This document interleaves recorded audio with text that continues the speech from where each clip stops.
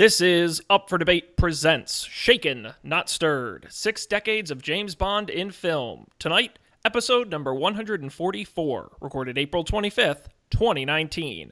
Chapter 5, Lazenby, Dalton, and a Retired Connery. Hello everybody, welcome back to this continuing saga of Up for Debate presents. I am Sean Jennings, joined as always by our own forgotten Bond, Matt Mariani. Don't you usually come up with like some kind of combination of all the titles of the movies we've seen? Normally we do, but the way it's formatted, it's usually Roger Moore in blank blank blank blank blank. But because we have so many Bonds, well, why don't you just combine their names? Well, I could do the movies. I mean, it's Roger. So it would be Roger Lazenby, Dalton, Roger Lazenby Dalton, who totally sounds like a person. Roger Lazenby Dalton in. Should we do it together? Her Majesty Never Say Living to Kill.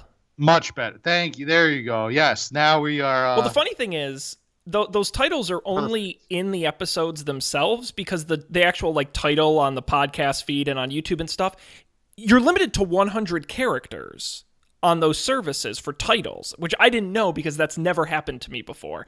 But as soon as you type in Up for Debate number 144, Shaken Not Stirred, 6 Decades of James Bond in Film, Chapter 5, by the time you get to the end, I end up never getting to include my fun titles because I've run out of characters. Oh, that's a shame. That is a shame. It's tragic. But Matt, it's Chapter 5. We continue on. We're past the halfway point, and we have got an eclectic episode tonight, the leftover Bonds, the ones you've forgotten, including George Lazenby, Timothy Dalton, and because we didn't have to watch enough Bond movies, we had to add one more, the Retired Connery and the non-canon Never Say Never Again. Matt, you are really going to have to help me out this episode because coming into this, I've already just said this, but I've pretty much watched very few of the Bond movies. But you know of these guys from pop culture. You know Sean Connery is Bond, Roger Moore is, but you know their kind of reputations as Bonds, right? Daniel Craig's the serious Bond, and Sean Connery's the womanizer Bond, and you kind of get the gist of it. I knew nothing. I couldn't have picked them out of a lineup. If you had put a book in front of me, I couldn't have done it of these guys, of Lazenby and of Dalton. Because they're just made absolutely no impact on popular culture. I mean, Lazenby was in a lot of movies post Bond, and I guess we'll get to that when we talk about Her Majesty's. But I don't remember. I don't think I've seen any of them, and I don't remember any of them. And I don't think any of them left like a major cultural impact. I could be wrong, but Dalton. Dalton was pretty much just in those two Bond movies. I know him from he made a not really a cameo. He played a main role on the movie Hot Fuzz. You ever seen Hot Fuzz? Great movie. Really funny Simon Pegg movie. He plays not to give anything away, but he plays a main character, definitely a crucial role on that. He's actually really funny, which I think was kind of ironic because a lot of people know him as the serious Bond. I think they kind of know Craig as like the gritty Bond. Although Dalton was pretty gritty too. They both kind of mirror each other. They complement each other in a lot of ways. But a lot of the times, like I think jokes that were written, Dalton's delivery is not as like funny as Moore's or charming as Connery's. At least that's what I realized through this watch through. But I'll do my best to try to help you out. An advantage we have going in here is that in that wonderful book you gave me, I just finished the On Her Majesty's Secret Service chapter. So turns out in a bizarre twist, tragically, I did not take notes for that movie. Oh. But I did just read that chapter. And it's good enough where I think I can remember everything. I have notes for all the other movies though, so I think we should be in good shape. Well, then let's go ahead and dive right in. Let's start with, we're going to do these chronologically. On Her Majesty's Secret Service, 1969, this film. Sean Connery announces he's retiring from the role of Bond after You Only Live Twice. And so, after Thunderball. Diamonds Are Forever was his last Bond movie. No, but I mean, before On Her Majesty's Secret Service, he did You Only Live Twice, and then Connery said he was retiring, causing them to go out. My mind is still gone. Never Say Never again. There are just too many damn Bond movies, to be honest. And so they had to go and find a new actor, bringing in George Lazenby in this film. Budget of $7 million, made $82 million at the box office. His one and only Bond film. His one and only. He announced during the filming that it was going to be his one and only film. Didn't think Bond could survive into the 70s and didn't want to destroy the role. Yeah. And the reason for that, from what I read in that book that you gave me, a lot of that had to do with the lack of control that he felt. He basically felt like Saltzman and Broccoli were kind of shoehorning him into a contract that basically he would only be Bond for the rest of his life. Oh yeah, and big long contracts. He really felt trapped by that. It was I think it was if I'm not mistaken, he was signed on for at least another. Wow, it was a big number. It was like surprising. Was it 7? Seven's the number that comes to mind. 7 is where my mind went. Yeah. I didn't want to be wrong, so I didn't say it. Well, we'll be wrong together. 7 was around where my mind went, where he was signed on for at least another 7 Bond films, which pretty much would put him into that. Now, they also tried to soften that when they found out that he kind of was going to renege a little bit, and they tried to I think Broccoli approached him and said, "Well, you can play other roles in between. Like you can do a year of Bond, then take a year off to play in a different movie, whatever, and then come back and be Bond. Like it doesn't have to be 7 right in a row." But he still didn't like it, and he walked away. And from what I understand, Lazenby was pretty much a free spirit from the very beginning. He kind of came from Australia. So he's the only non-British the only non-British actor to play Bond. So he's from Australia. It was kind of an outsider to the whole movie business. He had never been in a movie before. He actually lied on his interview, and basically made up a story of all these movies that he's been in that he just was not a part in. So he was an outsider from day one. He was kind of like a rogue guy, and I guess that some people found that really charming and very Bond-esque. I don't know. What do you think of George Lazenby as Bond as a whole? Oh boy, this movie. God, that's a good-looking glass of wine. Prosecco. God, oh damn it! I love Prosecco. I'm so jealous. Hey, it was $8 at Aldi. You have an Aldi by you? I don't. Does it taste like $8? No, actually, no, it doesn't. It tastes like $18. Ah, that's the Aldi promise.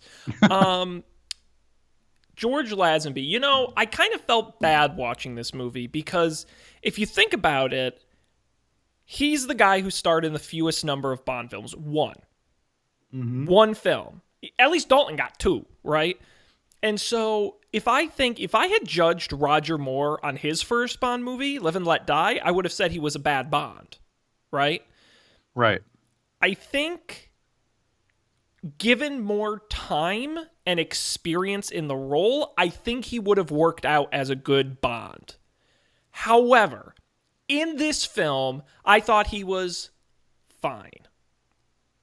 He wasn't bad. He was fine. He did it. He did it. That's about as far as I can get. So he gets a participation trophy. Yeah. The James Bond participation trophy. He gets a check for completing the movie. But not a check plus. No, definitely not a check plus. But not a check minus. No, a check. He did it. You know, it's like a pass fail. He passed. You did it right. You did not fail. You filled it out. You completed it. Good. Yes. Good for you. I don't know. That's the best I can muster for him. Okay. Yeah, I think I would have agreed with you prior to my rewatch. Rewatching it, I think he actually did really good. Okay. I would give him a check plus. Well, but again, what's your grading curve, right? Are you coming at this as a guy who's never acted before and basically never acted again? And well, I think given that criteria, I think he did a hell of a job on this. I think his Bond was believable.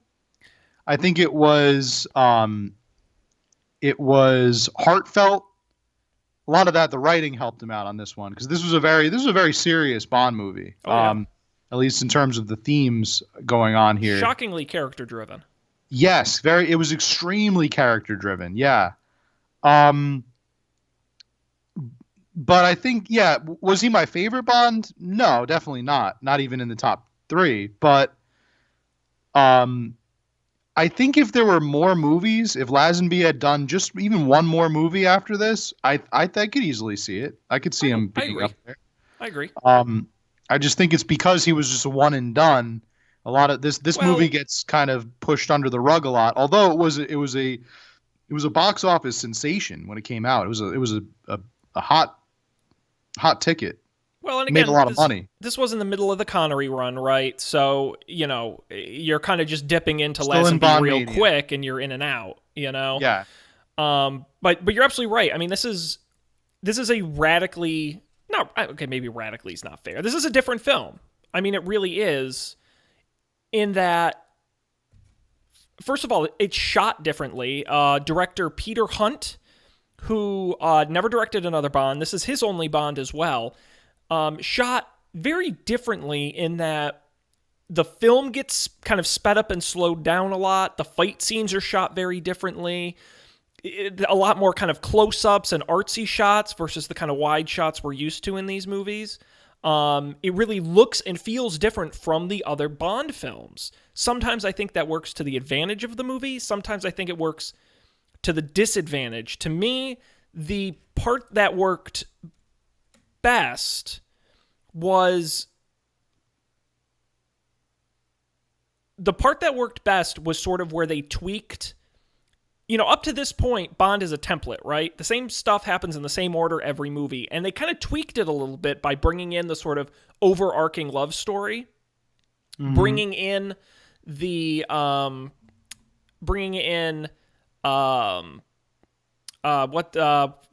his name? We watch these movies, it feels like so long ago. Tracy's father, Mark Ainge Draco. Bringing in Draco, yes, I thought as kind of an ancillary character, I thought was a really good decision. On the other hand, what didn't work for me, and I think you're going to disagree, I wrote in my notes, I have it right here, Bond falling in love equals gross, is what I have in my notes. As much as I liked, and I thought, by the way, Diana Rigg as Tracy, I thought she was very good in this. I didn't like them falling in love in the movie. It was weird. There's a montage in the movie over the Louis Armstrong song where they go through the whole, they go from just meeting to marriage in about a minute and a half of screen time. It felt wildly unearned. Yeah, so the pacing of that was very awkward. I don't have notes for this movie, but if I did, I probably would have written that. The pacing for the romance between Bond and Tracy was awkward. I definitely disagree with you about the romance being gross. I think that it was actually that opinion said that the romance was gross. That was the opinion that I had when I watched this movie for the first time when I was like 12. Yeah, like I thought it was like, yeah, that's about right. Bond falling in love, that's gross. Like, but looking back, like watching it again for the second time, I thought it was a neat. It added so much depth to the character of Bond. By making him, it made him more human almost. It made him like we. I mean, I remember we talked about in all the Connery movies how he was like a gross, disgusting, like he was an extreme womanizer, but he took it to like the next level, like almost like a creep level, like factor. But definitely was not okay. But on Her Majesty's, like you actually see like a tender side to Bond. That I mean, when I was younger, I thought it's Bond. Like, why would he have a tender side? He's supposed to be like badass and stuff. But it was kind of nice as an adult to see that. I thought that it was a very mature side of him, and especially where that goes, like the path that takes was very. It was very well written and well conceived, I think, for a Bond movie. I'm going to disagree with you a little bit there, which doesn't happen often on the show, but I am going to disagree with you a little bit there because, first of all, the relationships start by her father offering £1 million check to marry her. Well, that's in the book, so well, that doesn't make it okay. Yeah, just because it's in the book. And I get that Bond doesn't accept the check, okay, but still, it's like. The thing is, I agree with you that Bond being a more caring person is a good turn for the character. I think the idea of him falling in love and getting married is a bad idea. That's the part that I don't like. The wedding idea breaks everything you know about this character. Yeah. It truly does. And we haven't gotten into this yet, and we'll touch on it on Timothy Dalton tonight, and we'll really get into it with Daniel Craig. I think one of the areas where you and I are going to disagree the absolute most in this whole series, I don't like serious real person Bond. I don't like it. And I do. And and that's great. And more power to you, buddy. But what I'm saying is Bond having a real life is weird. He's supposed to be the action guy. He's not going to have like a 9-to-5 job. He's not like he's going to retire and sit behind a desk. He's getting Nobody's married. Watch What, you think he's still going to be out sleeping with women all around the world? He's married now. I mean, he's Bond. He might. He might still. Like, he's just, I mean, does that come with the imagine job? how messed up that's going to be, like explaining to his future wife. I don't really buy the whole settling down one. I think that the Daniel Craig version. Now, you haven't seen Casino Royale. I have actually seen Casino Royale. You have? Oh, okay. I don't remember a ton of it. I remember my feelings about it. All right. So when we flash forward to when we talk about Casino Royale, I'm gonna have a different opinion about Bond's relationship in that movie, which is similar in a lot of ways to On Her Majesty's, although they do deviate that in very good, like I think a very, very profound way. But on Her Majesty's, like I don't see this Bond like retiring and becoming boring after he gets married. I see this Bond as like still kicking ass and taking names. Although like he may just have to lay off the womanizing part. But I mean, of course, now we know, given the ending, that's not the direction it goes in. But when they get caught in the snowstorm and they go into the apparently very warm and secure abandoned barn.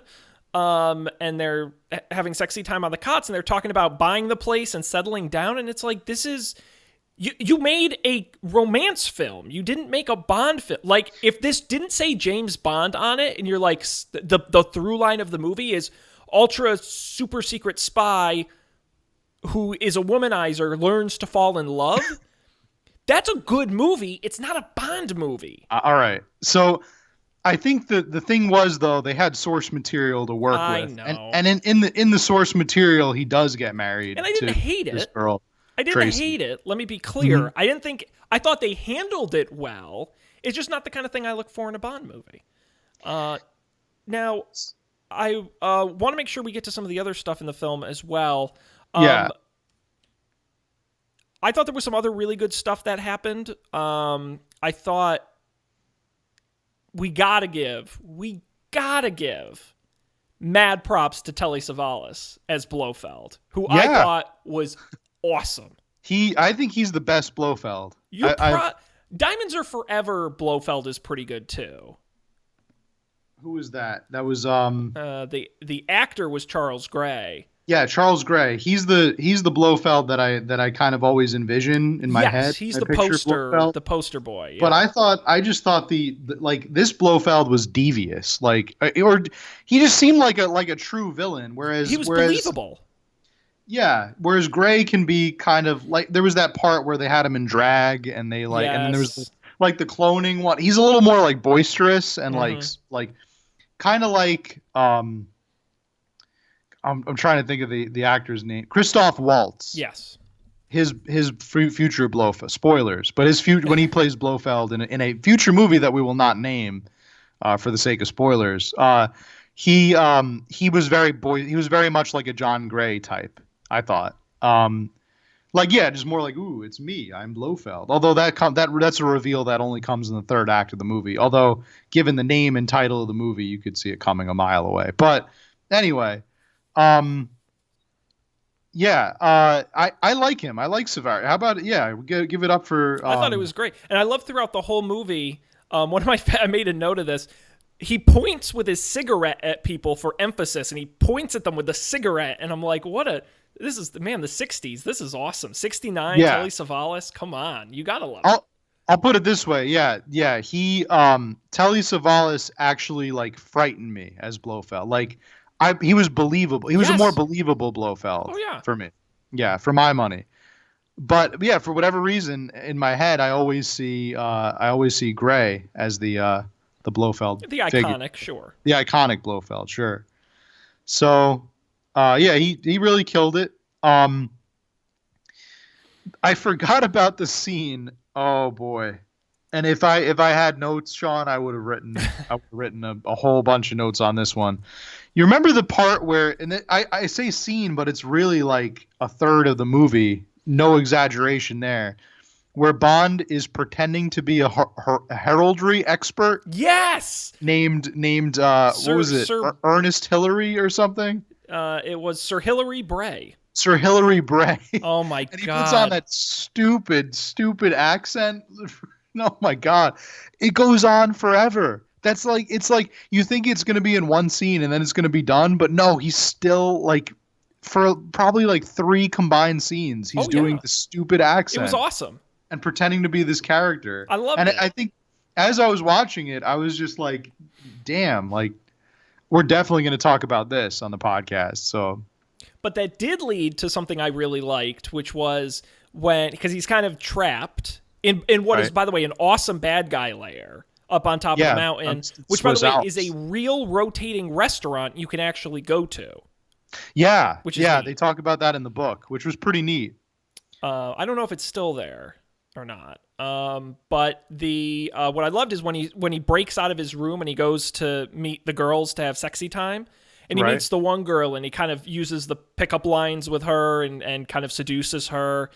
Then he goes to the other room to the other girl and uses the exact same set of lines, which I love Yeah. when movies do that, those kind of little It's pretty tricks fun. where, you're just reminded of kind of the cheese and the sort of, oh, it's a movie, he can get away with this type stuff. Sure. Yeah, I liked their little special effects too with the ceiling Oh, going yeah. all crazy. Oh, whoa, he's hypnotizing them, which was also a plot point in the book. Although I don't know if it was done in the exact same way, but that was also a theme in the book. This villain plot is pretty out there, I'll Yeah, say. let's talk about it. So The idea, Blofeld yeah, is running an allergy institute is sort of the cover. And by doing that, he gets a dozen women from all over the world to come in to help fix their allergies. What's actually happening is they're being brainwashed by Blofeld to obey his commands and take back with them to their corners of the globe the virus Omega, which is a special virus that is coded to kill a certain thing. So, for example, kind of one of the main angels of death, Ruby, is the girl suffering from an allergy to chickens, and I suppose the theory is that if Blofeld wanted, the virus she took would kill all the chickens. And that was kind of the joke, is that each girl, like one girl was allergic. I'm trying to think of some of the other allergies that were there. But it was all, you could kind of tell what they were kind of getting at was it was all the different livestock from around the world and that kind of stuff. yeah. It's similar in the book. In the book, it's an agricultural virus. I don't know if it codes to specific or if it's just like in general, it infects like farm animals and plants and stuff. So it's a dastardly plot. I don't know what this is just basically like eco-terrorism. Yeah. I don't really know what is he trying to achieve by this? Like, is there like usually with Spectre, it's like, give us this, like give us X or we're going to do Y. But what is the like consequence here? Or is he just trying to stir up shit? I don't know. I thought there, boy, my memory is failing me. I thought there was a blackmail element. I thought he was going to blackmail somebody to get money so he wouldn't do it. Kind of like the Thunderball nuclear missile concept.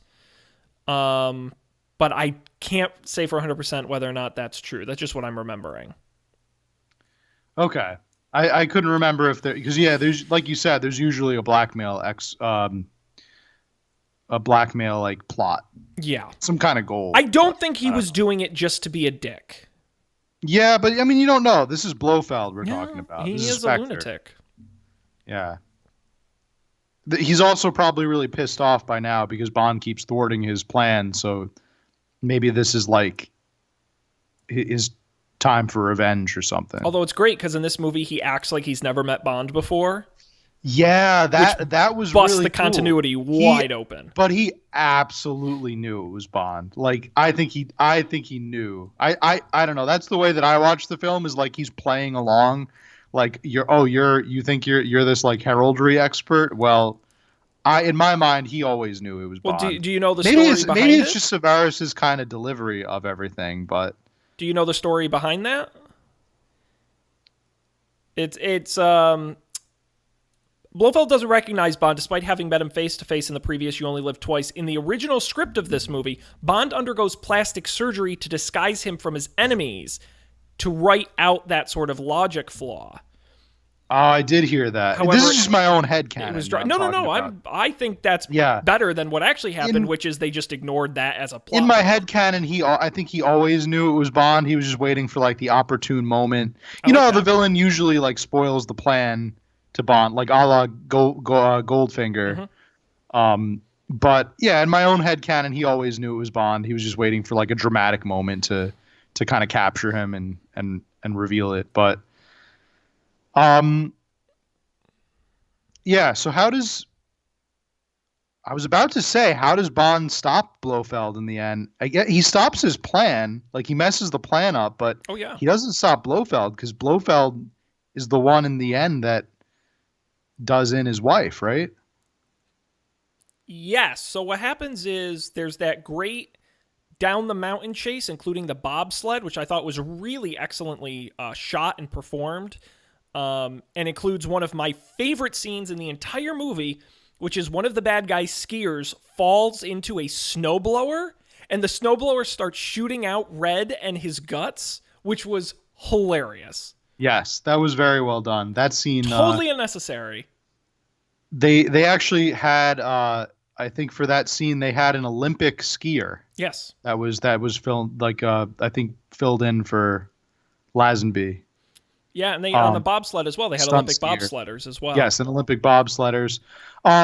Something that's worth mentioning. There was one person that I learned about while doing research for this movie. Not for just this whole podcast, and I never knew about him before, but he has become like a personal hero, and he makes his triumphant return for this movie, and that person is the cameraman. Yes, that lost his foot rather, for what is his name? He's got like a cool name. Johnny Jordan? Johnny Jordan, yes. All right, yeah. I actually almost said John Jordanson. Yeah. Close. Yeah, the reverse though. Yeah, Johnny Jordan. Aerial cameraman Johnny Jordan, who loses his foot when they film You Only Live Twice. Mm-hmm. Tragically gets cut off in a rotor accident, a helicopter rotor. He comes back and I thought this was awesome. He filmed this movie. He filmed especially particularly that like very famous iconic skiing chase down the mountain. and he became like a local legend in Switzerland. Apparently, he was like much celebrated by the local community, and I thought that was kind of neat. And I had never known about this guy until we did this podcast. So I'm learning. Oh yeah, I'm learning a lot about the Bond lore. It really is a fun fact. Pour one out for Johnny Jordan.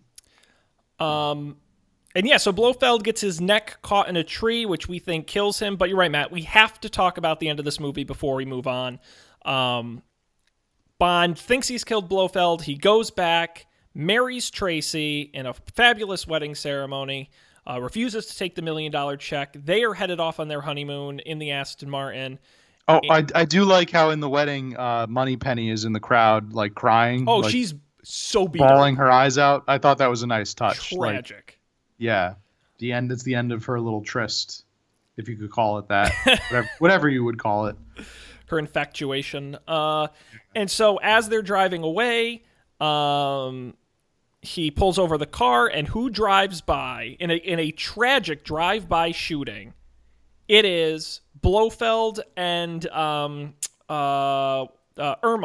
Irma, who's yes. also pretty good in this movie, I thought. And Blofeld is in like a neck brace and his arm's in a sling from his accident, and Irma pulls a gun and kills Tracy, the woman Bond just married. Right. Most people, I guess, they overlook this, or at least maybe they make it more clear in the book. They were trying to kill Bond. Yes. The wife was just collateral damage, I guess. I think that this part in particular really drives home the humanity of Bond. Like, this is the one moment that you'll ever see Bond lets his guard down. Okay, this is like the one, and the worst possible thing happens as a result, or the worst possible outcome for him. I think it's a very human moment because it's right after his wedding nuptials. He's thinking that he's on top of the world and that like nothing could touch him or his new wife, and yet it like tragedy strikes in that moment, and it's very serious and very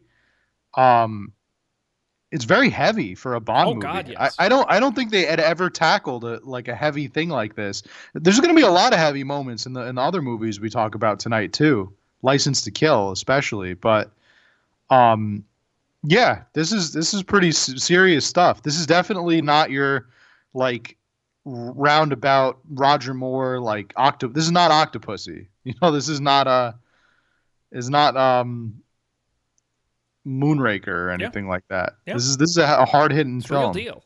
So I did read more light on the lighthearted note. I read in the book the quote from Lazenby is that who's the actress that played Tracy? Oh, that was of course the great Diana Rigg. Diana Rigg, yeah. So he said during that scene, Diana was biting his leg.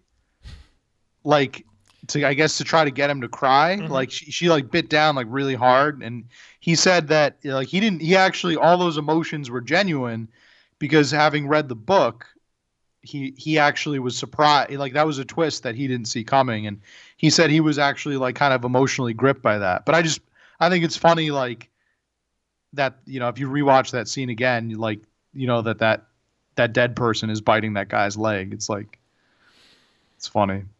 Yeah, I mean, I thought it was well acted. I did think it was a bummer of a way to end the movie. It is a bummer. Unfortunately. Yeah. It ends on a very sad note, sure. Interestingly enough, the original plan was actually to have her survive this movie and be murdered in the pre-credit sequence of Diamonds Are Forever. They changed that when Lazenby quit the role and decided just to kind of wrap up Lazenby's tenure with this rather than have her be killed sitting next to Sean Connery. That'd be an interesting. It'd be interesting given, you know, the last thing that Bond says, the last line in the movie is we have all the time in the world. Yeah. And for a movie called Diamonds Are Forever, it's, I guess, that theme of eternity going on. But yeah, that's another quote that is taken directly from the book. It's the last line in the book. It's the last line in the movie. It's also written on the tombstone of Bond's wife, which you see in Is it Diamonds or it's the pre-credit scene to No, much later. No, it's when he drops Blofeld in the thing. For Your Eyes Only, or View to a Kill? I want to say, I'm looking back in my notes now because I definitely know I wrote it down. I think it's For Your Eyes Only. Yes, For Your Eyes Only. Yes, it is. Yep. So, yeah, it's good. I think they were very truthful to the source material here. It's just a shame that Lazenby. I think it's a shame that Lazenby only had one shot at it. I think he could have, if they had made one or two more movies, I think he would be right up there with your Moore or your Connery. I disagree with that. I think he would have gotten better. I think he would have been just fine. I don't know. Anyway, Matt, we're chugging through time here, so we got to continue on to our next film. It's technically not canon, but we're going to talk about it anyway. It is the 80s, and Sean Connery is back. He's picking up his Walter PPK, coming out of retirement and starring in Never Say Never Again. 1983, box office $160 million. This one not considered canon, directed by Irvin Kershner. And you're saying, gosh, that name sounds really familiar. Well, that's because he directed The Empire Strikes Back, RoboCop 2. I don't know why I picked that. That wasn't really a memorable film. He did other more interesting movies than that. Empire is, I think, all you need to say. Oh, for sure. For sure. No, that's enough of a resume right there. Very famous and talented director. This one, as a result, we're not getting into too much of the legalese of it, resulting in a long legal battle that came about surrounding Thunderball, the Thunderball storyline. Right. This is pretty much a rehash of Thunderball, if you will, like a kind of just a redone movie. You know what's so funny? For the most part, yeah. I wrote in my notes. Mm-hmm. I wrote, isn't this spa opening the same as Thunderball? And then like a couple notes later, and I wrote at the 30-minute mark, I'm so embarrassed, the 30-minute mark of the movie, I wrote, wait, is this whole movie the plot of Thunderball? So, because I try not to read anything before seeing the movies, and so I had no idea, and I'm like, wait a second, wait, what? Sean, you want to know a way that I think that the directors could have made this better?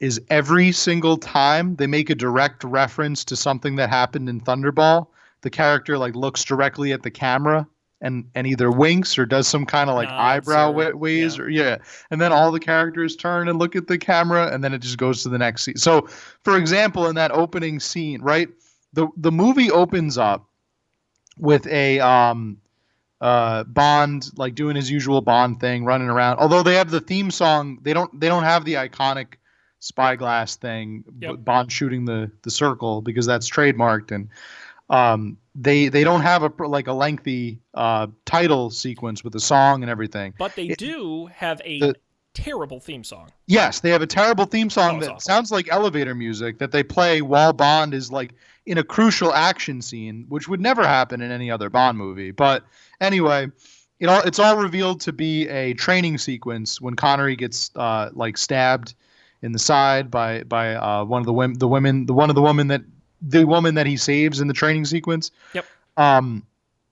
And then M, who is played by, I wrote in my notes here that the actor they got to play M is annoying and kind of a dick. Oh, he is for sure a dick. Like he literally every line he says is just him being really condescending and shitty to Bond. Yep. Like ridiculing what he says. It was almost like I wonder if that was like a caricature of what like the director thought M was like, but M was never that whiny and like annoying. Like and the actor Sam Bertrand, the actor who played M in the Connery movies and the Moore movies, was an alcoholic.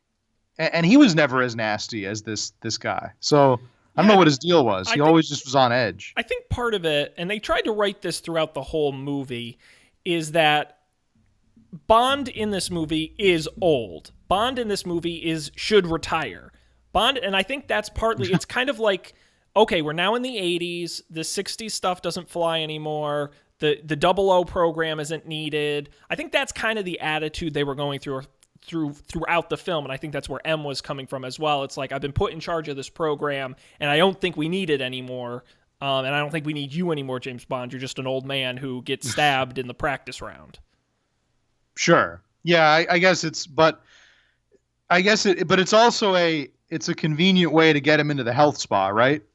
Yes. And that was the moment that I envisioned when he suggests, like, we suggest you go to this health spa. Yeah, clear your toxins. I just imagine him, like, looking at the camera and being like, you know where this is going. The funny thing is, I didn't. That's what bothered me most. It was way after that I realized it. So, yeah, well, I mean, while they're at the health spa, I did think, I had a couple of thoughts when Connery was doing his thing there.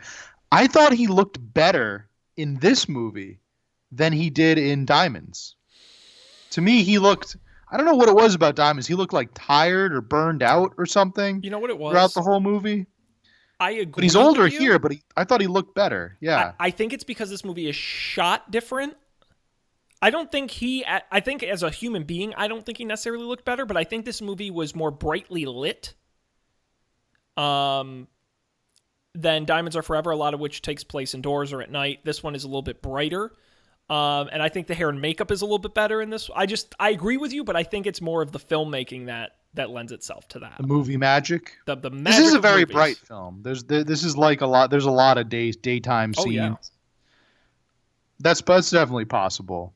I don't know. Something about him. He looked like but it was even the delivery though, not just the appearance. I think the way he delivered his lines just seemed like he had more confidence, or maybe I think a lot of it had to do with his time away from from the role, from the character. He had done other movies. He had done other mixed movies, it up, exactly. and he also got paid $3 million a percentage of profits and casting and script approval to star in this. So I'd be in a good mood as well. Which is why this movie got made. Yeah, let's be real here. They weren't going to make it with anybody other than Connery. Nobody other than Connery was ever really considered seriously. What was interesting was that, so for On Her Majesty's, I don't know if you know this, but one of the things that they suggested Lazenby do, because of the era, the time period, they suggested that he grow his hair out. Mm-hmm. They wanted him to kind of be like a more hippie kind of Bond, which I guess explains the trippy lights and stuff, but and the casual sex, although that's just Bond. But they wanted him to be more, basically like more hip with the like the youth movement, I guess you could say. And Never Say Never Again, I think that's like kind of they go the opposite route. It's like Connery is the exact same Bond that he was. Oh yeah. He doesn't change at all. He is like the most Bond. I would argue he's even flirtier in this movie. Yes, he is turns on the charm to 11. And in a classic way, like the classic Bond way. I think he wears more like suits and like, or not as many suits as he did. It's more like the collared shirt, kind of retired Bond look. But Country Club Bond, it's great. Yes, Country Club Bond, exactly. How funny was it, that part where he throws the pee in that guy's face? And then it turns like he throws the thing and it turns out to be his own urine. I love that scene. I actually did think that was funny. I give him credit for that. Yes. I love that scene. I always loved it. But, that fight and all the other hand-to-hand stuff reminds me that I think Sean Connery should have been double billed on the poster with his stunt double, who does about half the acting in this movie. You can tell Connery not very involved in the stunts on this one. No. Not at all. I mean, he was pushing what? 7? How old do you... No, honestly, I have the number. How old do you think? Take a guess. At the time of filming, how old was he? Like, I would say 6. All right. So there are no wrong answers. Yeah, I'm trying to do a little mental math here. No, don't do math. Just just take a guess. All right. If I had never seen any of the prior Bond movies, I would probably say he was like 63. He was 52. Okay. He's lived a hard life. A hard rock and roll life. That's up there. He has indeed. I mean, I'm trying to think of between. Oh yeah, that would make any sense. That would mean he was like today. He would be like in his mid-90s. He was in a lot of movies between these two. Zardos, right? Speaks to you. Yes, I love Zardos. We should watch that for the Classic. show. No, Hunt for Red October, The Untouchables. Yep. He won an Academy Award. He did. Best Supporting Actor. And then he came back. Yeah, so I think this was like his swan. He knew it was his swan song. You take the check. Yeah, exactly. Interesting places. So it's a lot of vodka martinis, we'll say. But I will say overall, Matt, boy, this is kind of a messy film for me. Considering, and what's crazy is considering I've already seen this movie before in Thunderball, it shouldn't be. But I wrote in my notes, I said, people keep showing up and I have no idea who they are or why they're here. Like, stuff just happened.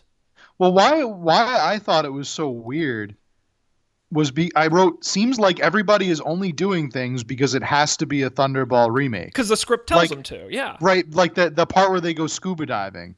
Yeah. Right, it's like, well, this is a Thunderball, so we should go scuba diving. Your brother is dead because it's Thunderball.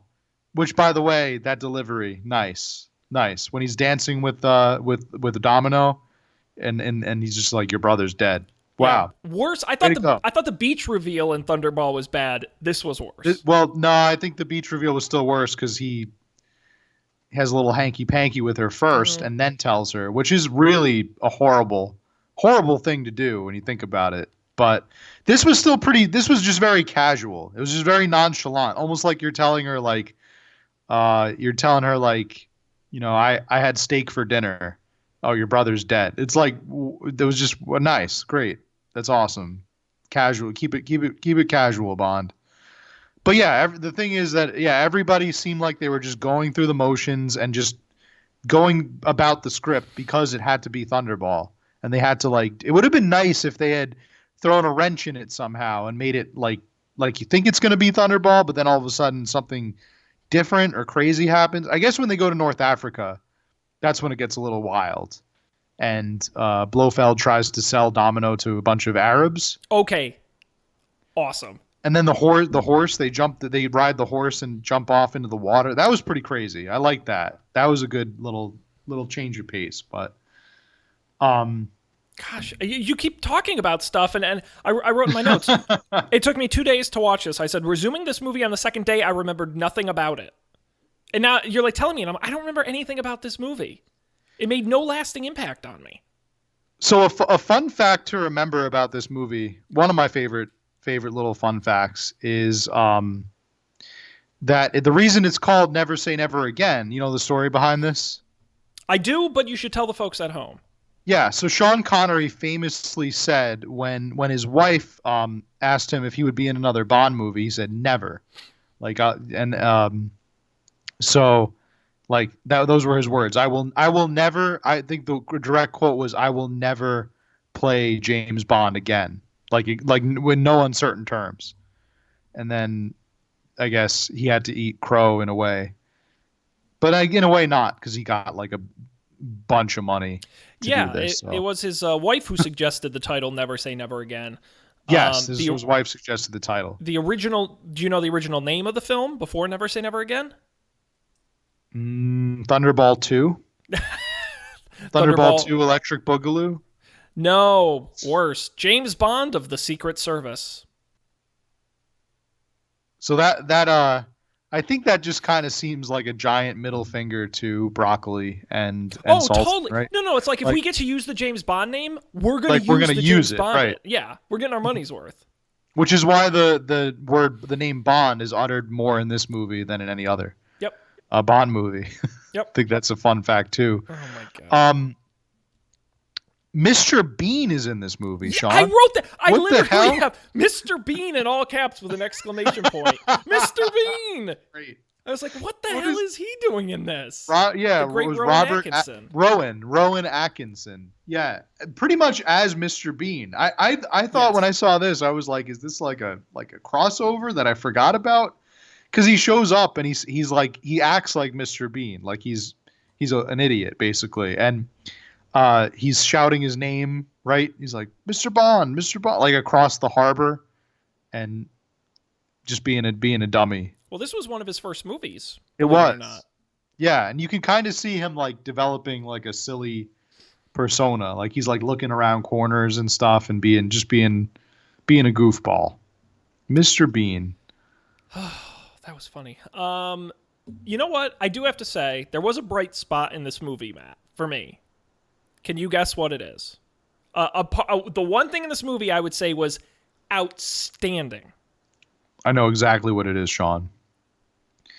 It was that video game duel when Bond fights Blofeld with the with the little handheld controllers on this, and it's like a 80s video game. Or like that was another thing I wrote. 1980s equals video games, because not Sean, only do they play that, they walk through the room with all of the arcade cabinets as well. At this like fancy party, at this fancy casino, there's all these arcade cabinets. Right. Well, because it's the 80s, so yeah. It's, I don't know, 60s is drugs, 70s is disco, 80s is video games. Video games, sure.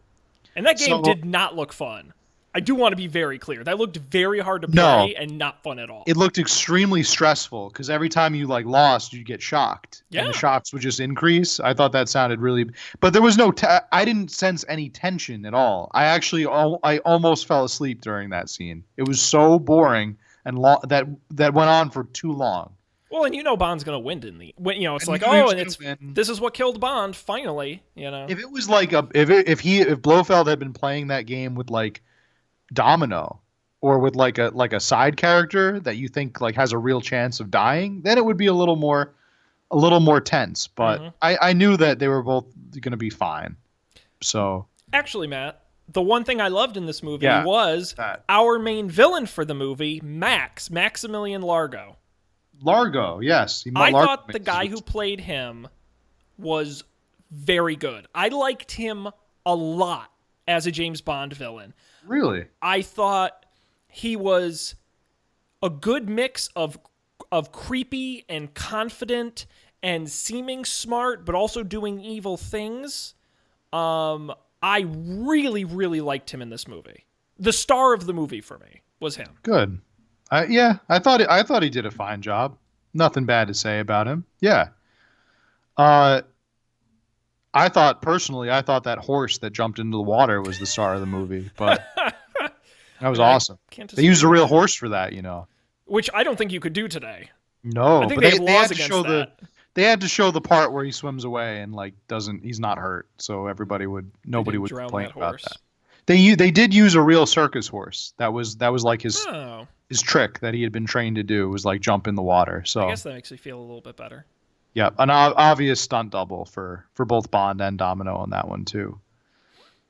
Didn't want old man Connery to break a hip, I guess. This is so radically unrelated to what we're talking about, but I just learned this fact the other day and I have got to share it. Go for it. You know the Tim Burton Charlie and the Chocolate Factory movie? Of course. There is a scene in that movie where Veruca Salt is in the room with all the squirrels, and the squirrels are breaking the nuts. Yeah, well, you're talking about the book, right? No, the movie. So you're talking about the Tim Burton one, right? Because I was going to say in the original movie, it's the egg, it's the geese, right, with the eggs. Yeah, right. No, but in the book and in the Tim Burton movie, it's the squirrels. Yeah, right. And they check the nuts and they break them, and they check the nuts and they break them. Did you know, Matt, that those are not CGI squirrels? Those are real squirrels. That they took squirrels, newly born squirrels, like 20 of them, and trained them from birth to do one thing: take nuts, check them, and crack them. Sean, that's not true. And I swear to God, now I'm calling you out on this. You're trying to like. You want me to be like, oh wow, really? Dang. No, I couldn't make this up. Now, the part in the movie where she's carried away by the squirrels, that was CGI. But the actual squirrels you see in that room cracking the nuts. Why would they do that, Sean? I don't know. Why wouldn't they just make them from a computer? It doesn't make any sense. But they literally, and it took them like, the squirrels, it took them like 12 weeks. They had to do it like months in advance because they had to take newly born squirrels and train them to do it. Sean, that's not true. That's not a real thing. It's 1,000,000% true. 1,000,000%. Anyway, I'm sorry. That's so off topic, but I learned that the other day, and I'm like, that is insane. I would check your sources on that. I think somebody's trying to fool you on this one. My sources are solid. Sounds like a little bit of fake news to me, but no, this is the real deal news. Matt, I'm just trying to think of anything else with this movie. I did write down at one point in the movie, what was the pilot's, the Air Force guy's name, the brother who gets killed, Captain Jack, who gets that creepy eye. Yes, that definitely wasn't very in the weird. Original. Right?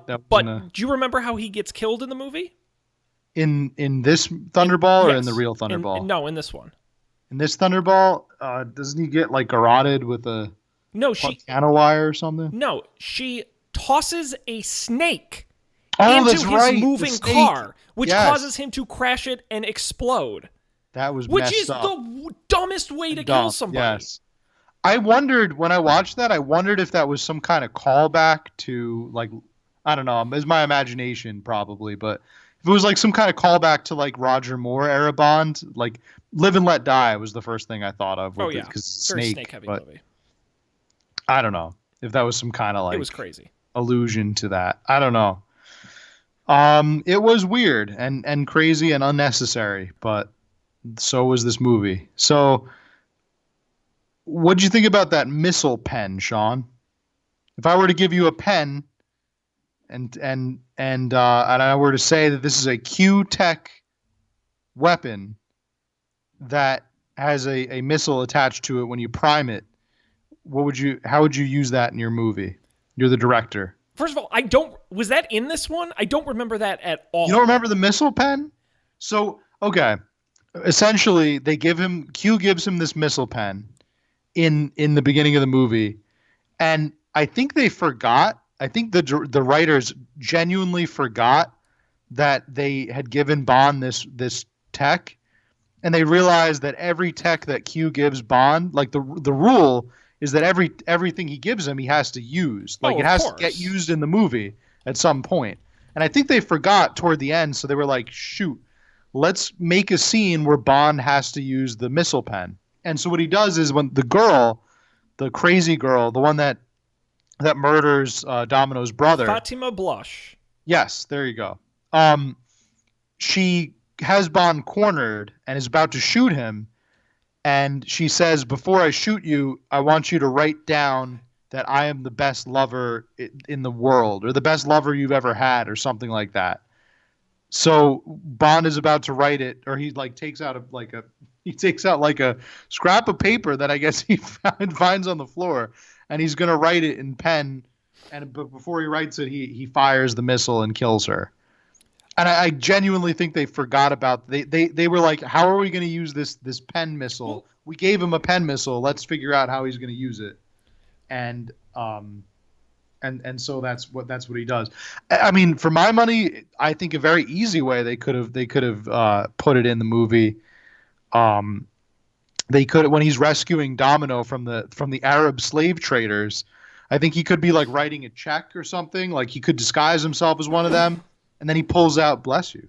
Thank you. He pulls out like the pen missile, and then he like shoots it at a boat, like Blofeld's passing on a boat, and he shoots it or something. Well, I'll say two things. One, I just rewatched it, and she explodes real good. Yes, she's like Wicked Witch of the West. Boom, just gone. I just love nothing explosions. But her shoes. But second, I mean, this is the point in the franchise where they start running out of ways to get Bond out of being held at gunpoint. Like, how many times in the Bond franchise has someone had him dead to rights, a gun to his face, and has managed to not kill him? Like, they're running out of ways to make that work. And so they did this, where it makes, in no universe does it make sense that he's able to get away with this. Just the Bond universe. He should be DEAD dead. Matt, any final thoughts on Never Say Never Again? That's it. Good movie, bad movie? That officially covers everything I have to say about Never Say Never Again. A perfectly fine movie. Sure. Sure. Perfectly unnecessary, but also just fine. That's the best way to put it. Unnecessary. Mm-hmm.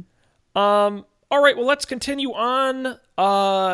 We're kind of jumping around in the timeline here, but We're going all the way ahead to the mid-'80s. Roger Moore stars in A View to a Kill, which we've covered previously on the show. And finally, he decides after 7 films to retire in his role. They look for a replacement. I love the story of how they got to the final actor. They originally offered the role to...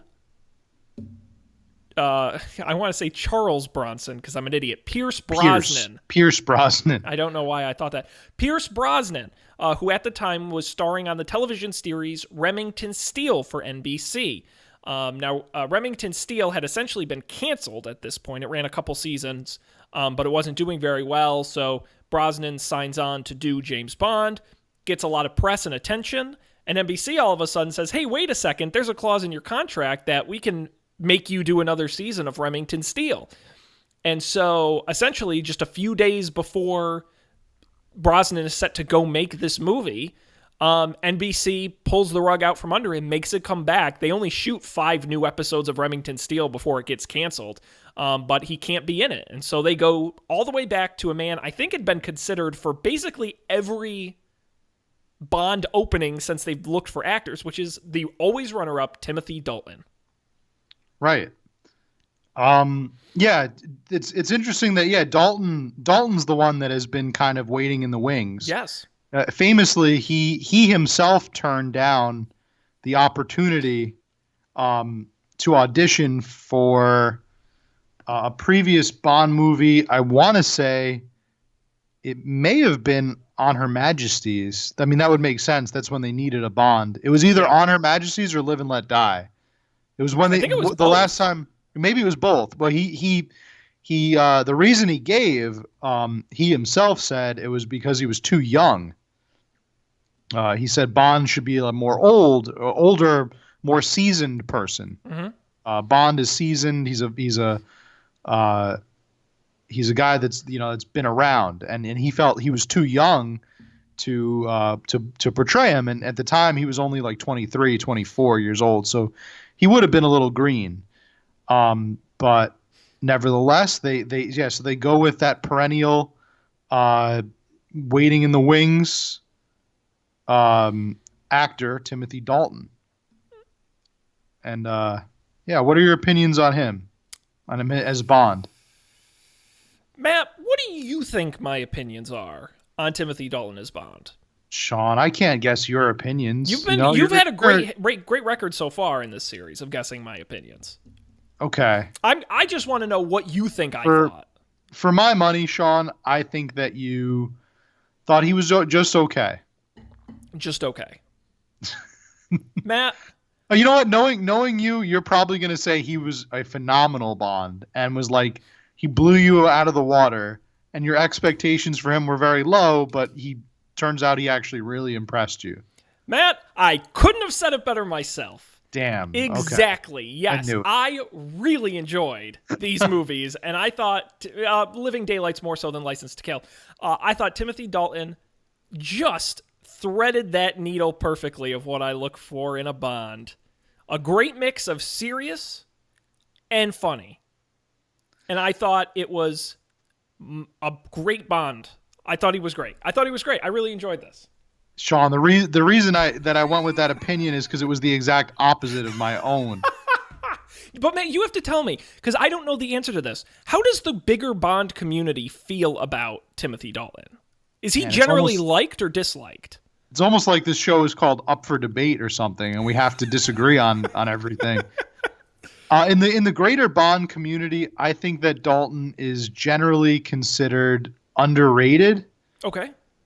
Actually, the true Bond fans, many of them think of License to Kill as the quintessential Bond movie. Surprisingly enough, because as we'll get to when we talk about it, it was the least financially successful Bond film of all time. Mm-hmm. It made the least money. Still to date holds that record for least financially successful Bond film of all time. Yep. However, many of the traditional Bond fans consider it the best, like the best Bond.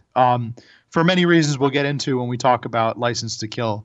But but the Dalton name is usually thrown around to be like underrated, underachieved, not really well appreciated or well accepted, generally forgotten about. Kind of like Lazenby. Um, at least that's the way that I feel about in the Bond community. However, I won't say that I disliked Dalton as Bond. I don't really. Spoiler alert. I don't really dislike any of these Bond Sure. actors. Like I don't vehemently think that I don't cringe when I watch any of their movies. I don't think that they don't deserve the role. I think they all play a different.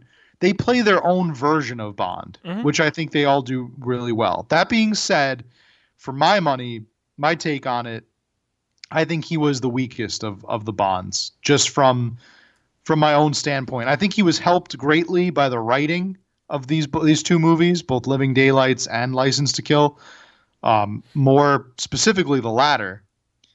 Uh, but but yeah, I mean, I didn't think he was didn't really do it for me in terms of if I had to rank all of them, I would probably Whoa, put hey, now, Dalton last. well, we don't want to spoil that yet.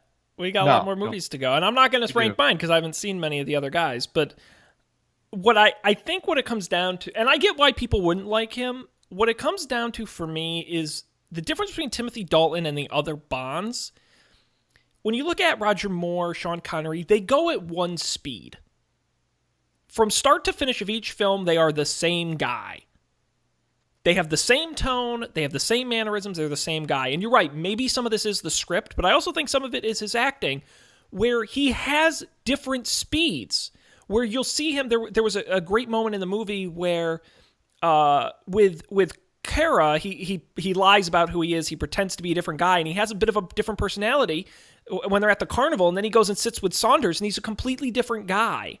And the thing I like about Timothy Dalton, and I do feel confident in saying this, is that of every man that I've seen played James Bond, he is the one I believe could actually be a legitimate, real world, normal spy.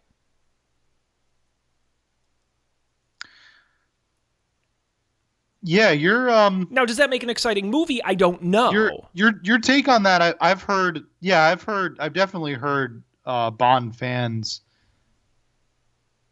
kind of agree with that sentiment. Yeah, it's definitely.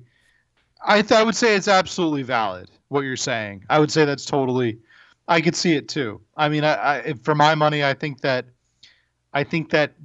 Dalton as Bond is it works. Just something about him works. He's vicious. He's aggressive.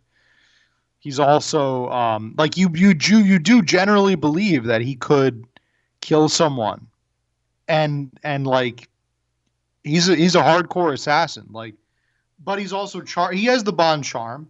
But I don't know what it is. I think maybe it's his delivery on the lighter aspects, like the funnier parts. he doesn't do I those don't think as he well. quite lands the jokes as I much agree. as a Moore or a even a Brosnan. I thought Brosnan Oh, he's got great did a fine quips. job on the comic delivery. I thought he was a great timing. And then of course Connery is Connery. He's got the But charm down. it was also one of those things where, and we talked about it on the show with Moore and Connery, where like, why do these women keep falling for this guy?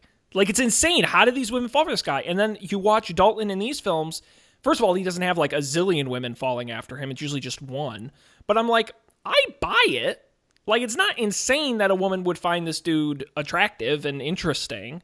I mean, he's not No. like a womanizer or a dick or clown or anything like that. So, not perfect by any stretch. I just thought this take on Bond was something I really gravitated towards. And Okay. something, and then when you talk about Dalton versus Daniel Craig, which again, I Yeah. don't want to get too far ahead, Craig is too serious for me. I have big issues with Craig, not to play my hand, but this is the right amount of sort of serious spy stuff. I don't need a fully depressed Bond. I need just like a serious Bond. Yeah. Okay. But we'll get to Daniel Craig. Yeah, I now see I had a contradictory opinion I think when I was younger, pre my rewatch days, where I would have put Lazenby ahead of Dalton. Mm-hmm. Or I would have put Dalton ahead of Lazenby, but I don't know. As of here, I guess maybe my stock in Lazenby went up, whereas my stock in Dalton just kind of stayed the same. But I thought he did a fine job. Like I said, he is very believable. If you want to say believable Bond, yeah, I think that Dalton is definitely up there for sure. Well, and let's get into these two movies, starting with The Living Daylights, coming out in 1987. Directed John Glenn is back. This is his fourth Bond movie, and it ends up being relatively successful. Makes $191 million at the box office. I do want to quickly mention, I thought the theme song by a-ha was great. I know not everyone has that opinion, but I really liked it. I agree with you, Matt. I think this film in particular has a dynamite script. I think this film is really interesting and well-paced, and I like the sort of mix of locations, and I like... Yeah. This was yeah. This was definitely I called it original. No copying, no influence. Nailed it. This was original. 100%. What I mean by no influence is like a lot like Moonraker, Star Wars, Live and Let Die, blaxploitation films. Was the one where they did a lot of karate and martial arts. The Spy Who Loved Me. Man with the Golden Gun. Thank you. Man with the Golden Gun was just straight up like martial arts, kung fu style. This one was its own. I think this is really where you start, and I think that it's a trend that I think continues from this point on, where the Bond movies just stand out on their own. Mm-hmm. They're not really like even with Never Say Never, which wasn't a canonized Bond film, but it's still you saw the video games in it. It's like, okay, well, what are the kids into these days kind of thing. But I think this is really where it starts to be like Bond movies are just like Bond movies. And it's like we're not gonna like mesh it with anything else. So it was original, original script, believable, extremely believable script. I felt like the inspiration for this really came from like real spy stuff at the time. And it's not to say that you like, while you didn't let like fictional things influence the movie, you still had factors like the Cold War slowly ending and the aftermath of that, and the Soviet generals going back, and the Mujahideen in Afghanistan, which was a big part of the plot.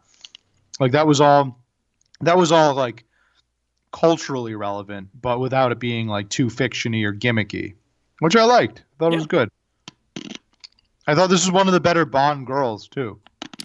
Yes, Miriam Diabo as Kara, the cellist. One thing I did write in my she had a terrible haircut in this movie, and I wrote, I'm pretty sure they gave Kara that haircut just to hide the fact that the actress wasn't really playing the cello in the cello scenes. Because it's big hair that like hides the face really well, so you couldn't tell it was a musical stunt double. Yeah. I know. I thought she was really good. I thought Joe Don Baker as Brad Whitaker, the American arms dealer, I thought was like funny but not crazy over the top. Yep. I thought that was played pretty well. The generals were good. There was a lot to really like in this movie. Yeah. I thought. Yeah, go ahead. I thought that the was it just me, or was it a little? Did it seem like the scenery was a little dark in certain places, like the lighting? I don't know. Yeah. Oh, a lot of it was set at night. Yeah, like more so than past films, for sure. Mm-hmm. Yeah, I guess that's what it has in common with Diamonds. We talked about Diamonds Are Forever being kind of visually a dark movie. Oh yeah. Yeah. What else? That was Well, kind of. I was Yeah, gonna what were you gonna say say? I thought the stunts were pretty good in this. I really Yeah. liked. I guess you would call it the final stunt where the bag of the giant net of drugs is hanging out of the back of the plane, and the men are holding on to the net, and they're kind of fighting, and it's like it's like real guys hanging out of a plane. Like it was like a Tom Cruise type stunt where it's, you know, absolutely insane, and you're like, I can't believe they did that. And I was watching it and I'm like, wow, this is really exciting. And this scene had a lot of I thought a lot of really good stunts and stunt work. The stuff in the air, the winter chase that just keeps getting more ridiculous the longer it goes on. Even the opening bit where they're coming down the mountain and he's on top of the Jeep, which is getting shot up during the sort of failed training exercise. I thought the stunt work was really good in this. Yeah, very well done.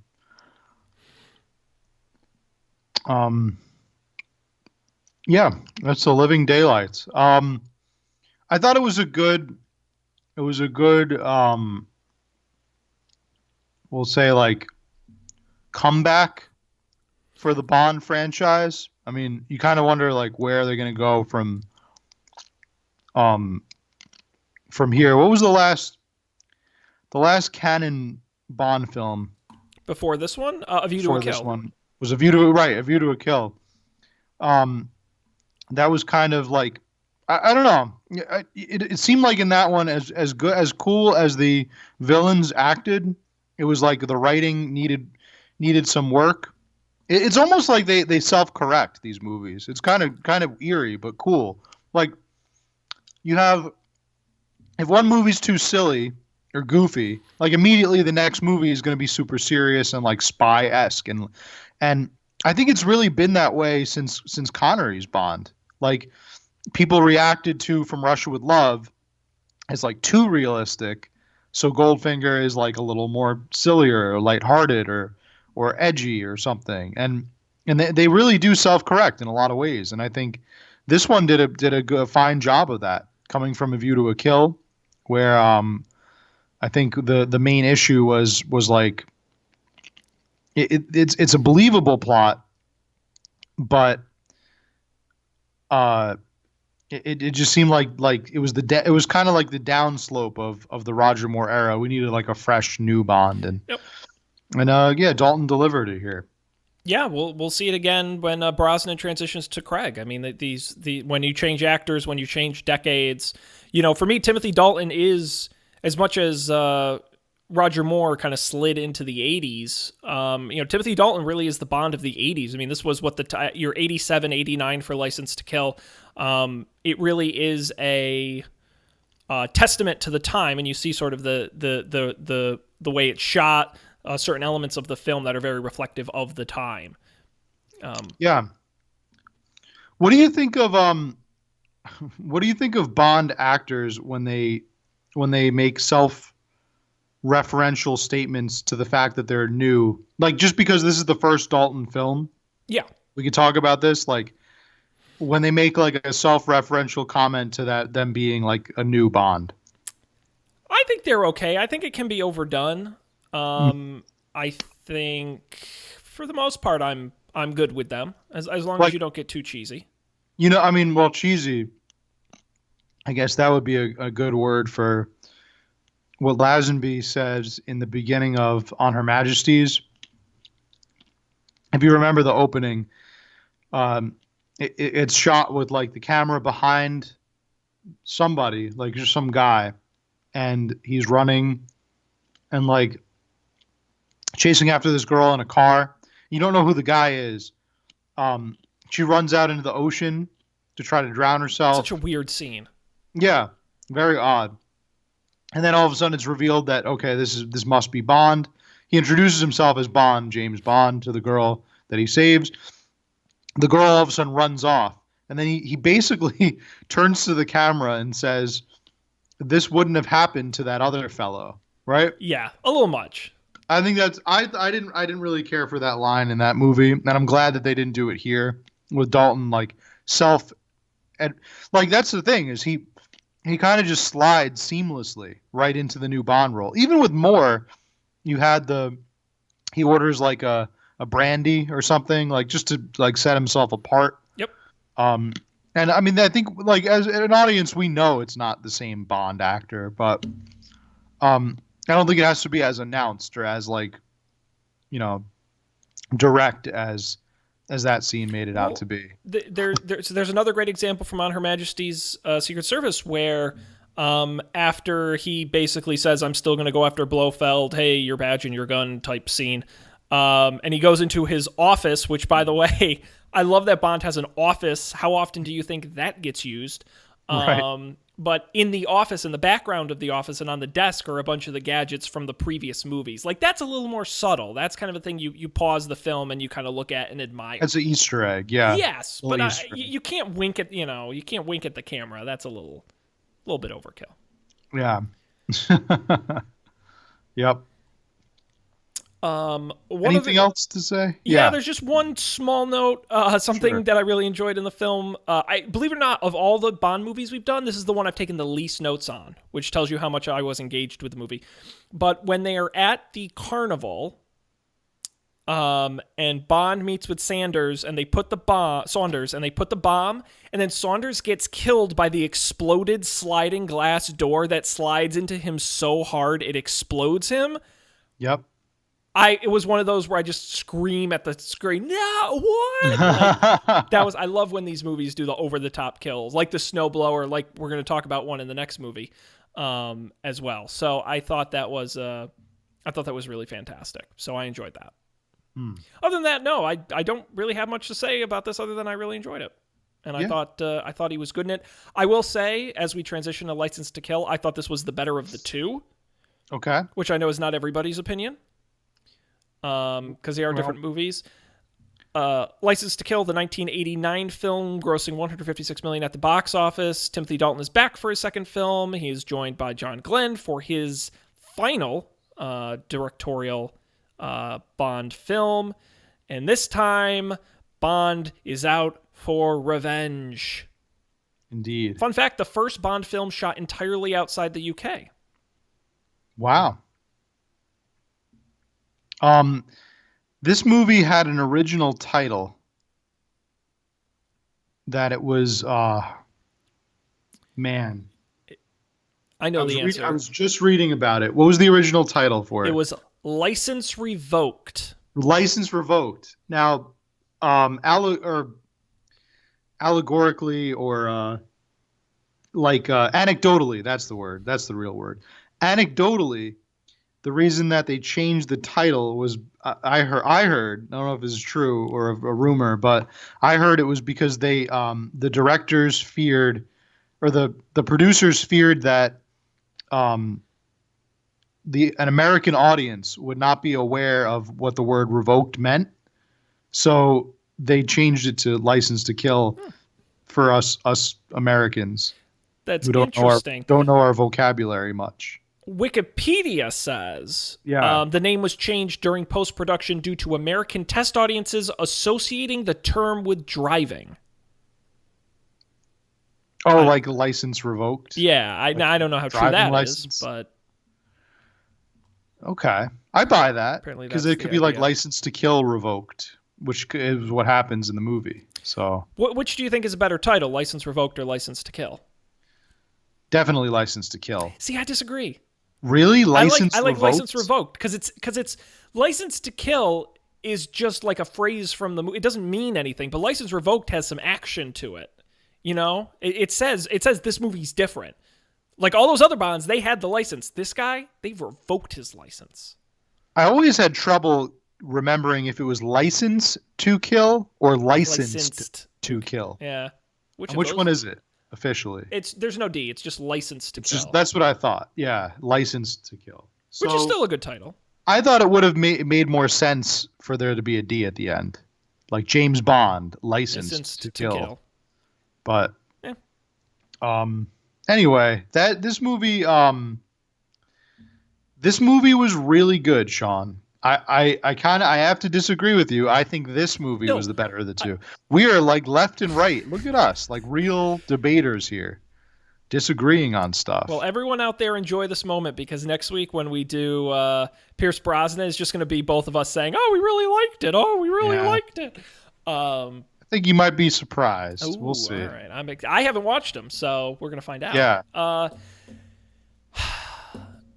I liked this movie a lot. Do not get me wrong. I just thought Daylights was slightly better. But, I mean, you want to talk about a different Bond movie. Now they took what was different in Daylights and they doubled down.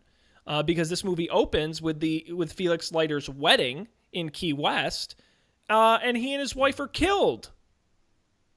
Yeah.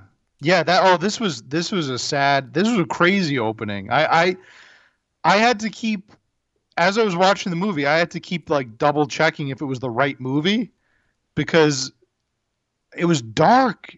This is such a dark movie. This is the darkest. I think this is the darkest chapter of the timeline. Like, dang. Yeah. I mean, Skyfall goes some places. I guess that's more like brooding and sorrowful darkness. This is like self-doubt almost. This is more like, oh my God, I can't believe this is happening in a Bond movie. This is like wrathful. It's worse than the time his wife got murdered, which is crazy to think about. It is. Now, I did mention before that this was the least financially successful Bond film of all time. Do you have any idea? Like, we want to speculate here. We want to play like movie marketer. Why do we think this was the least grossing? I think I have the answer. There are a couple ideas. Yeah. But that's because I read the Wikipedia page. So yeah, there are definitely theories for sure. I read about it as well. The primary theory that I've seen is it's just simple competition at the box office. That was the same year. Lethal Weapon, Beverly Hills Cop 2, RoboCop, all coming out at the same time. What else came out in '80s around that time? Shoot, let me see if I can find that list. Well, you had it was released along. I'm sorry, ignore what I said before. It was released alongside Lethal Weapon 2, Indiana Jones and the Last Crusade, starring Sean Connery, and Batman, which went on to be one of the highest-grossing films of all time. Yes, so I Batman think it was, literally came out like the same week and obliterated everything. The stiff competition, combined with Dalton, who hadn't I don't think at that point had. You could disagree with me on this one, but I don't think he had established himself as Bond. Definitely not. Oh, definitely at that point, I strongly agree. He only had one other Bond movie under his belt. Wasn't that well known as an actor outside of the UK. I think that's why it got clobbered in the box office. I think simply because of that. This was a great movie, though. This was as sad and as dark as it was. Somehow even darker than on Her Majesty's Secret Service. Somehow. Crazy. It's a strongly dark film. I mean, I actually was super curious, so I was looking up. It opened 4th the weekend it premiered in 1989. Not first, not second, not third. Lethal Weapon opened at number 1.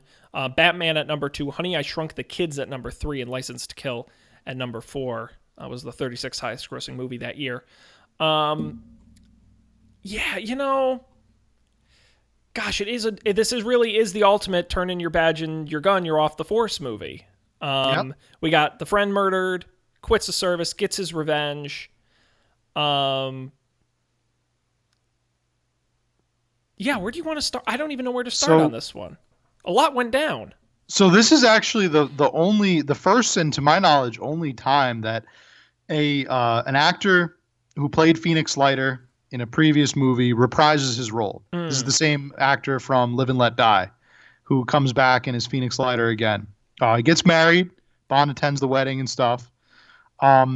Immediately after the wedding, his past catches up with him. This drug lord from a fictional Latin American country called Isthmus, right? Yeah. Sanchez.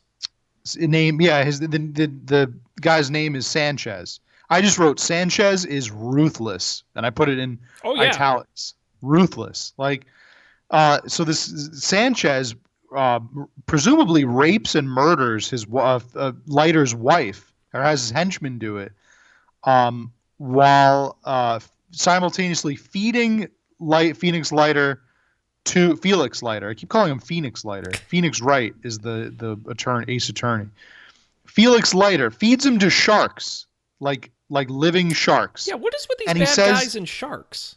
He says, Leiter says something along the lines of like, "I'll see you in hell," and Sanchez says, "This is the first day of the rest of your life," meaning like he's gonna live through this, but he's gonna be like basically on the like he'll wish he had died basically, and that's pretty much what happens. Yeah. It's horrible. Bond discovers him in his like barely alive state. Well, first he finds the wife. He found the wife, dead, and there's like blood spattered and stuff. I mean, it's all like over the place. They're bloody footprints. Like you don't usually see a lot of blood in these movies. No, that's true. For as violent as they are, yeah, there's not a whole lot of blood. It was a very bloody scene, yeah. When we're first introduced to Sanchez in the pre-credit sequence, when he is this the pre-credit sequence where he catches his lover with like another man, so he has the man's heart cut out? Yes. Yeah. He says something like, "Do you have his heart?" or something, and then I'll have it too. And he like orders his henchmen to presumably to like cut his heart out of his body. Yep. And while they're doing that, while he's like screaming, he starts beating his girlfriend, like whipping her with like a whip. It's bad. It's like it's some dark stuff. Oh yeah, it's messed up. Yeah, Benicio del Toro's in this movie, Sean. Yeah, who is he in this movie? He's basically a henchman. He's one of Sanchez's top goons, basically. Yep.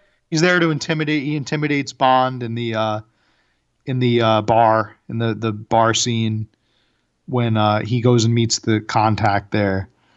I really like the direction. I think this is also super original. These two Dalton movies were probably the most original of the Bond franchises. I mean, you really had that moment where Bond leaves, and you genuinely wonder if he's ever going to come back. At least I would have if I was in the theater. Like, is this just going to be the start of a new saga of Bond where he just operates independently from MI6 and is just kind of his own guy? Like, I liked it. I don't think I think it kind of goes places similarly in Skyfall, but it definitely doesn't get as close as it does here. This is like way over the edge. And now how do they get him back? He's about to assassinate Sanchez, right? In like one of his bars or casinos. He's going to like shoot him. He's going to like snipe him from a window. And then the Chinese guy. Yes, the Hong Kong guy who was undercover trying to get into Sanchez's operation stops him. He was going to shoot him through the window at the casino. Yes, and he stops him, and Sanchez takes him back to the lair, to like his lair, because Sanchez thinks that Bond saved him, like rescued him. Yeah. He's going to like thank him and stuff. And then I guess things just kind of escalate from there. Eventually he does his Bond thing. Yeah, can we talk about Sanchez's plan? Yeah, let's talk about his plan. Because it's kind of, I think I understand it. So, Sanchez has the president of this fictional country under his belt, and he uses the power he's amassed to have a massive drug dealing operation throughout the entirety of, I believe he argues like the entire Americas, and that's why he's bringing in the Asian constituency to try and start to sell drugs over there. And the way he does it, it's all run by Truman Lodge, who is his kind of accountant guy, who actually I thought was really good in this. He uses a TV televangelist to help place, again, I don't know how this is easier than doing it in other ways, but to place the orders. When they get the orders, they dissolve the cocaine in gasoline.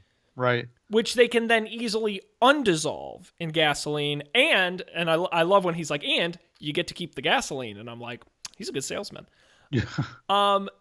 It seems very convoluted to me. Yeah, it's one of those. I think it's one of those villain plans that requires a lot of thought. I think they did try to go more realistic. I mean, I think this is more realistic than radioactively activating all of the world's supply of gold. Oh no, I mean it's easier than going to a space station, but you know. Yeah, or going in, or capturing satellite and bringing or whatever the man with the golden gun was trying to accomplish. But I think this is, while his plot is a little extravagant, it's a little decadent. I think that they kind of have the trimmings of a real criminal threat. They kind of have the outline of it, of like a real criminal syndicate. Well, yeah. In Sanchez's drug cartel. Well, it's like El Chapo, or you know, I mean, it's similar things have really happened. Right, exactly. They do have some real. Why? My thing is, I mean, I get why they had to introduce the lighter situation, because they needed a reason or a motivation for Bond to leave the force, and also they're working with the source material. This was a book that they're basing this off of. But damn, they made it gruesome. That was like, I mean, I guess maybe it was that way in the book. Although I did read they took the shark part from Live and Let Die, the novelization of Live and Let Die. Oh no, this was a bit of a Frankenstein movie. I mean, they kind of cut and borrowed from a few things, bits and pieces. But I mean, I liked it overall. I really liked this movie. Well, it made an impression for sure. And you want to talk about bloody? One of my favorite scenes in the film was Crest, who is sort of, how do you describe his? He's Sanchez's henchman. He operates Wavecrest Marine Research. He's got the boat. And Bond kills him by putting him in a decompression chamber. Or Sanchez kills him. And his head literally explodes. Yep. In a scene I cheered at. And fun fact, and I learned this later, but that scene actually was shot. It says here, Milton Crest's death used a prosthetic head, which was created by John Richardson's team. The result was so gruesome, it was shortened and toned down to avoid censorship problems. So somewhere there's a cut of that's even more gruesome. Which I hope is on a DVD somewhere or something, because I would love to see that. I would love to see that too. That was that was pretty crazy. His head just like swells up and just pops totally like a balloon. Oh, it's great. Crazy. Yeah, Sanchez does it because that's the part where he's getting all paranoid and like worried. And Bond frames him for stealing the money. Yes. Yeah. Bond, right. And that's how Bond learns that, like, and that through that and conversations he had with him, Bond learns that Sanchez values loyalty above everything else. That's right. I wrote, Bond uses psychology to beat the bad guy. He really does. Yes. He does. He uses psychology in this movie. Very few gadgets. There's some, but not very many. Q is in this movie, and I wrote that this is the best Q entrance since For Your Eyes Only. How does he enter in this one? Remind me. This is where so Q, I think he like creeps up on Bond or like sneaks up on him, and Bond is like convinced it's one of Sanchez's henchmen. He like flips him over, and then it's revealed to be Q. I think it's something like that. Yeah. It was a good entrance. It was I remember it being like you really and the audience is like led to believe that this. Oh no, I'm sorry. So they're in the. This is how it really went. Just ignore what I said. I mean, I had half of it, but I missed the funnier half of it, which was they're in the casino, right? The Sanchez's casino, and Bond gets a message from one of the tables, one of the dealers, and they say, your uncle is here. He's worried about you, right? Yes. Your uncle is here. He's worried about you. And so Bond thinks that something is up, and he thinks that this is a trap, and that like somebody's has found him out, has exposed him. So he's like all paranoid and on edge. Maybe I invented the part where he flips him over, where he like flips him down or knocks him down or something. But I think there was something like that. And it turns out to just be Q. I like there's that. There's a later part in the movie where Q does surprise him. Mm-hmm. So I think you're right. I thought it was an awesome idea to put Q in the field. Like, we've been waiting for that. I think that's fun. And he dresses up. He does the little undercover bits. I thought that was nice. It shows that Q is not just a company man. You know, he's also Bond's friend, like his true friend, which I kind of like. In sort of the later Roger Moore films, they get very antagonistic towards each other, which is kind of weird, and I don't care for that. And it was nice to see in this movie them working together. Yeah, there are other movies where Q is just fed up with Bond. Yeah, because he destroys especially his nice stuff. In the Brosnan movies. Yeah, he's like, don't touch that, don't touch this. Yeah. Well, there's a part of that goes with that. He invents these really expensive, nice devices and stuff, and Bond always seems to find some way to destroy them. You know, I really thought this was a real thinker's film, which very few Bond films are, but one of the things I really liked about it was the juxtaposition of Bond's personal vendetta against everyone else's real cases, because at least 2 or 3 times in the movie he blows up the Hong Kong investigation. We haven't even talked about Pam Bouvier, his sort of late love interest in the film. Blows up her CIA investigation. He keeps screwing up other people's investigations in search of his own personal vendetta for Felix. And I like that because you actually see the real world consequences of what he's doing, which is so rare in these movies. And I thought it was really nice to see. It took him a couple times to finally learn the lesson, like, you can't do it on your own. You have to work together. And I thought the film sold it really well. So I did like that a lot. Yeah. In the end, obviously Bond he saves the day. The way that he kills Sanchez, I thought was awesome. That was like, I wanted to stand up and cheer. I forgot all about that in my previous watch. You remember the way he kills Sanchez with the lighter? Yes, Sanchez covered in gasoline. Felix's it's a lighter. Felix's lighter. Felix Leiter's lighter that he gave to Bond was it a wedding gift or something? Yeah, something like that. Yeah, and he lights it's a callback to a previous movie where he gives him that. I forget which one, but he gave him that in a previous film, and he maybe it was just earlier in this movie. That's possible, but he lights him up with that. I thought it was great. Right. Because was Felix in... I can't remember if it was a callback or if it was just earlier in this movie. No, never mind. Well, actually, you want to talk about that whole final bit of the movie, but we have these tanker trucks full of gasoline, which virtually guarantees you an excellent stunt sequence. And there's big explosions, which are really great, and they do fancy... He drives the truck on the side, the semi-truck on the side, which, by the way, is a real stunt, and a stunt driver did that. It's not propped up somehow. They had a plan if they needed to, but the stunt driver just did it. He kills guys really excitingly. And I thought it was really fun. I thought it was fun to watch. Yeah. I think the one thing that really bummed me out at the end of so Bond has a bit of a love triangle going in this movie because he starts the movie with the romantic interest being Lupe, who is Sanchez's girlfriend. About halfway through the movie, we're introduced to Pam, his other love interest. Then he's flirting with both. He has sex with both. They kind of go back and forth.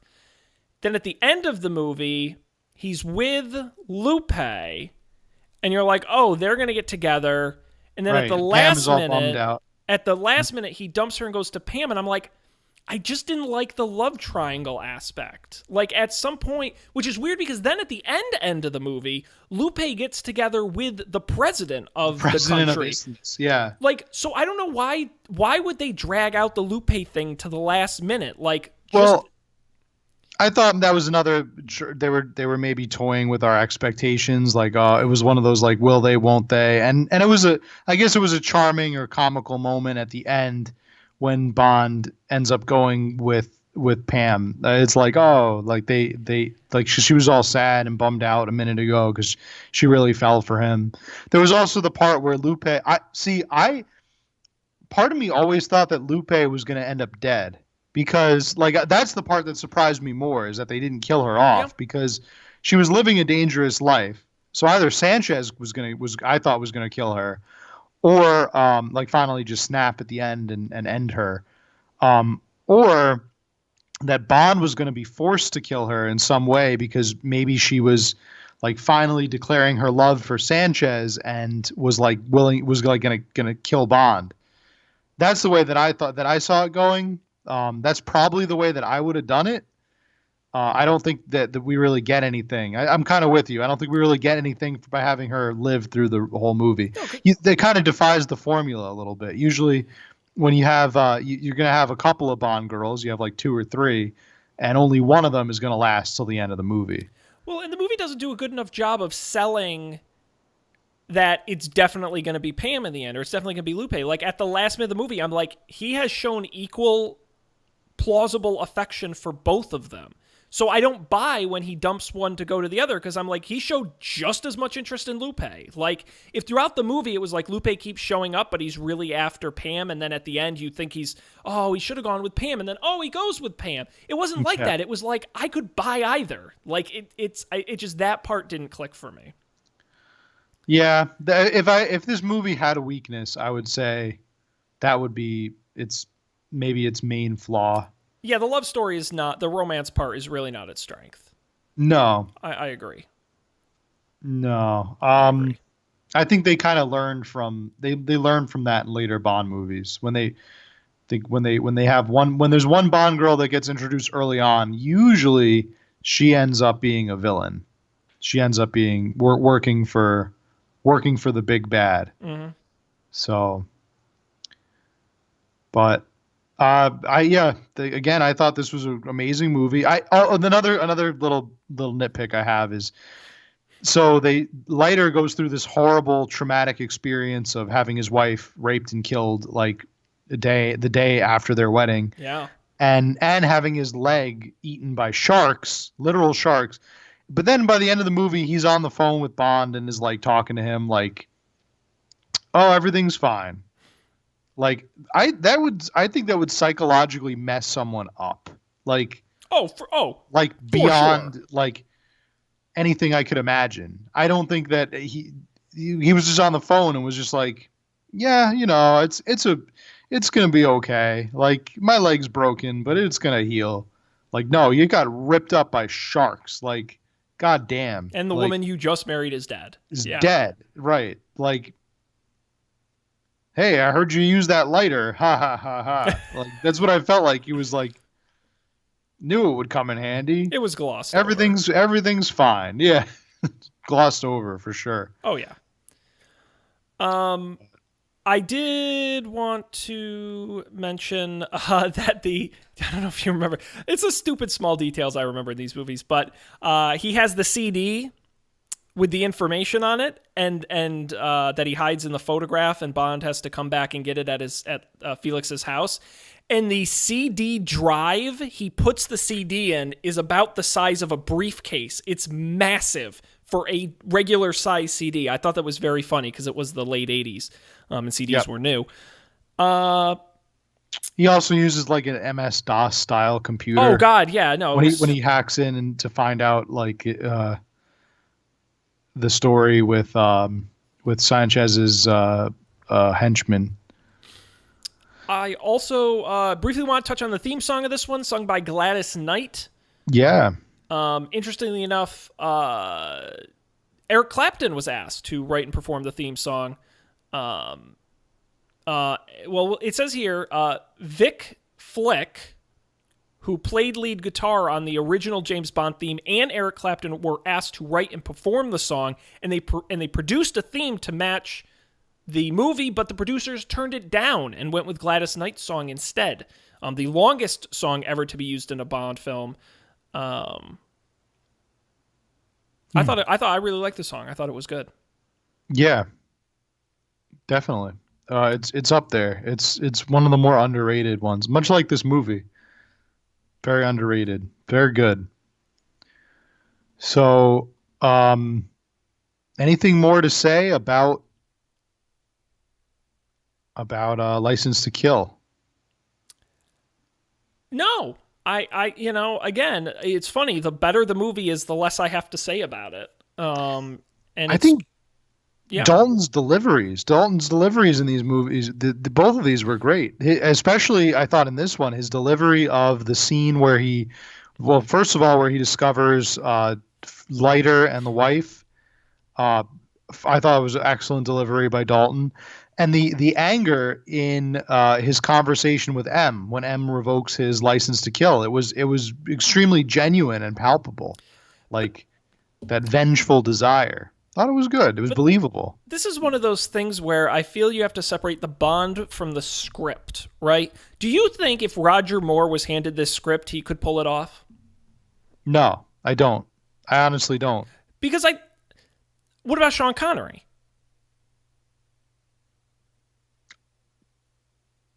Connery would do it in a different way. I think he would be able to handle it, but it wouldn't have this. I don't think it would have the same rawness. Like it wouldn't be as raw as Dalton. That's why I could never picture Connery in On Her Majesty's Secret Service. I just don't think it's a Connery Bond movie. I don't know if I agree with that actually. I can't. I couldn't. I'm going to I couldn't disagree a picture little it. bit. I picture could. I him think that would be role. an interest. It would be a different movie. I think it'd be an interesting movie. I It'd be really do. interesting, but that doesn't make it good. Oh, I'm with you, but I'd watch it. No, but I think that's what's interesting about all the different Bonds, and we're learning this as we go through these movies, is that, it's like, oh, Connery is the sexy Bond, and Moore is the funny Bond, and Dalton is the serious Bond, and you're like, but that's how the scripts are written for these guys. Like, they're making it up on the spot. Timothy Dalton is getting these scripts, and he's playing them excellently, but it's to his skill and advantage. He's not a funny guy. He's not. No. He could not pull off. Roger Moore pulls off quips with the best of them. I think Pierce Brosnan quips really well. Timothy Dalton is a more serious guy, so you give him a more serious Bond film, and he does a really good job. So I think it's just the mixing of the script and the actor that just works really well in these. Yeah. I tend to agree with you there. But we only got two. We only got two Timothy Dalton movies. That's it. Yeah. I don't know what that was. I'm like, I don't know what you're doing. I put my finger on the screen. I like leaned on it and it took a photo. Remember this moment. Yep. So anything else to say? What do you have? Any thoughts there? It's just, again, this 80s is a really interesting era for Bond. Times are changing, the world is changing, and Bond is changing, and it's, License to Kill comes out in 89, and due to a combination of lawsuits and the financial performance of License to Kill and a few other things, we don't get another Bond movie for 6 years until 95's GoldenEye. Yeah. And this, to me, really is the end of an Bond era. Sure. Not the only one, but it is the end of an era for sure. I mean, I think these two movies really do encapsulate something unique in Bond. Yeah. Yeah. We talked about today, all of the movies we talked about are like kind of the non-traditional Bonds. And then there was also the one that wasn't really a Bond, but it's so sort of like a Bond imitation, I guess. And my thing is that I'm learning so much through this rewatch. Like I wouldn't have given any of these movies the time of day. Well, that's not true. I think I still really liked. If you had asked me years ago my favorite of all the four when I was a kid, like watching these for the first time, I would have said Never Say Never Again. Oh, sure. Because I like Sean Connery. Oh, it's a fun movie. He was Bond. He's the best Bond. He's in it, so it must be good. But now I think that might be the weakest of the four, and I would probably put either one, On Her Majesty's or License to Kill, as the best of the night. Just from well, on Her Majesty's from a writing and pacing standpoint, for the most part, and for Lazenby's acting, and License to Kill, its merits being the realism, like the gritty realism of the movie, and the villain is bad. Like both of them excellent. Yeah. I mean, unfortunately, Matt, you really didn't end up selling me enough on Her Majesty's Secret Service, which I think is a fine film and I think does some really That's interesting fine. things. We're just gonna have to agree, and No. you're just gonna have to stay wrong on that one. I love when you change my mind. I encourage it, but I mean, definitely better than Never Say Never Again. I strongly agree. I have a sneaking suspicion at the end of this Bond series, we'll rank the films at some point, or at least share our top and bottoms. And Honor Majesty's Secret Service is somewhere in the middle for me. It's not the worst Bond films by any stretch, but to me, it's not the best either. It's a fine film. And I really, like I said, I really, really enjoyed the Timothy Dalton ones much more than I thought I would because no one talks about them. And so I said, well, they must not be good. No one talks about them. And I think there are other reasons why people don't talk about them, not because they're bad, but just because of, well, a lot of things. But I'm glad we got to cover them. This is what's great about going through the series. And Matt, next week, holy smoke, are we going to have a hell of an episode. It's going to be quite an episode. We're going to do what? We're going to Golden Never Enough Tomorrow Day. That was bad. Okay. Can I take another? We'll work on that. Can I take another swing? Week. No, we have a whole week. You could workshop it. I dies not enough another day. Okay, a little better. Okay. We're headed. We're getting there. I'll keep workshopping it. No, we're doing Pierce Brosnan next week. We got 4 movies, 95 to 2002. Hoo boy, I've actually seen. Actually, I think I've seen 3 out of the 4 of these. Guess which one I haven't seen? GoldenEye. Correct. Yeah, that would be, because that's the one that would make the most sense for you to have seen. Yep. And these movies are, from my memory, I haven't seen them in many, many years. These movies are weird. Is how I'm excited for them. So it's going to be fun. We'll have to talk about them, yeah. We will be back next time with Chapter 6, so make sure you join us. Of course, our website. Go ahead, Matt. I do have a quick pitch, yes.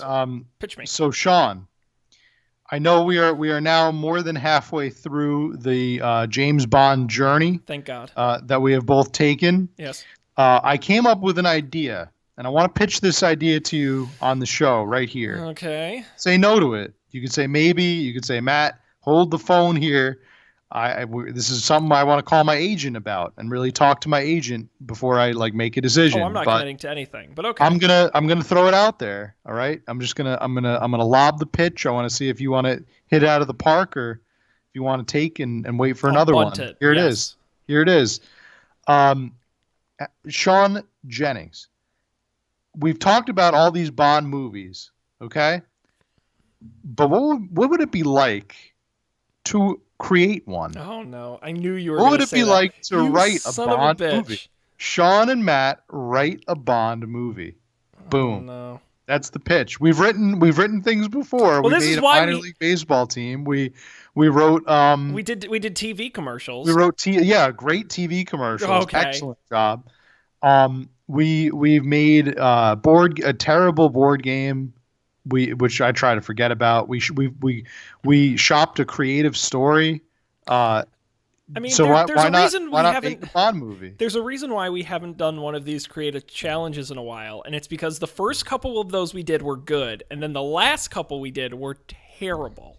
Yeah, but I mean, you could say that of the Bond movies too. You could say there's some good ones, there's some real bad ones, but and then there's whatever we make. I promise I will think about it. Okay. That's why I said you could definitely talk about it. You could think about it.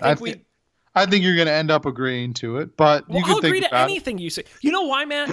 Because the topics I suggest on this show are usually I have a batting average very low of successful topics we've done. Most of the bad episodes were my idea. So when you suggest something, we usually do it for good reason. This is true. I think I suggested create a board game. Yeah, but I also didn't really help. You should have stopped. That was just a tire fire. Man, I gotta re-listen to that. That should be one of the lost episodes. But it's funny. I did have this idea the other night that at some point we should do a mini series where we pick like our 5 worst episodes and we get a do-over. We do a mulligan and we do them again and see if we can see if they really truly were bad ideas or we were just having a bad night. Yeah, I'm totally down for that. I think that would be funny. But that's for another time. We've still got we got 8 more movies, Matt, which is crazy if you think about it. So we'll be back next week with Pierce Brosnan. If you haven't been joining us, you've been missing out. Go to upfordebate.tv and listen to the last couple chapters. We've been having a ton. By the time this is done, Matt, I'm not even kidding you. We're going to have like 14, 16 hours of content you can enjoy all about James Bond. So check it out there or subscribe wherever you get podcasts, video version on YouTube as well. And of course, you can follow us at UpForDebateTV on Twitter and emails, upfordebatetv@gmail.com. If you follow us on Twitter, we also tweet updates on the Movie League as well. So you want to check that out there as well. But that's going to wrap it up here tonight after this very long 2-hour episode. Thanks everybody out there. On behalf of Matt, I'm Sean. We appreciate you being here. We'll see you next time for a Brosnan-tastic episode of Up for Debate Presents.